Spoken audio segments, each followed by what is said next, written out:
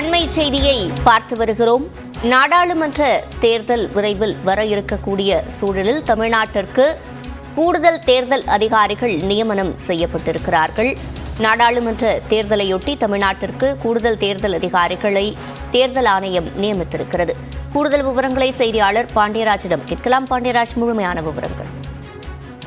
சிவரஞ்சனி, மக்களவைத் தேர்தலானது விரைவில் அறிவிக்கப்பட இருக்கின்றது. இதற்கான ஏற்பாட்டினை இந்திய தேர்தல் ஆணையமானது மேற்கொண்டு வருவது. ஏற்கனவே கடந்த 2 தினங்களாக தமிழகத்தில் மக்களவை தேர்தல் முன்னேற்பாடுகள் தொடர்பாக இந்திய தேர்தல் ஆணையத்தினுடைய துணை ஆணையர் தலைமையில் தமிழகத்தில் 2 நாட்கள் ஆலோசனை கூட்டம் என்பது நடைபெற்று வந்தது. இந்த சூழ்நிலையில் தமிழகத்திற்கு கூடுதலாக 2 தேர்தல் அதிகாரிகளை நியமித்து தற்பொழுது இந்திய தேர்தல் ஆணையமானது உத்தரவு பிறப்பித்திருக்கிறது.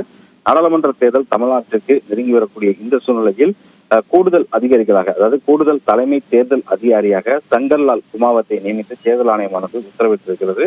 இதே போன்று மற்றொரு அதிகாரி நியமிக்கப்பட்டிருக்கிறார். இந்த அதிகாரிகள் தொடர்பான அறிவிப்பினை தமிழக தலைமை செயலாளருக்கு இந்திய தேர்தல் ஆணையமானது அனுப்பியிருக்கிறது.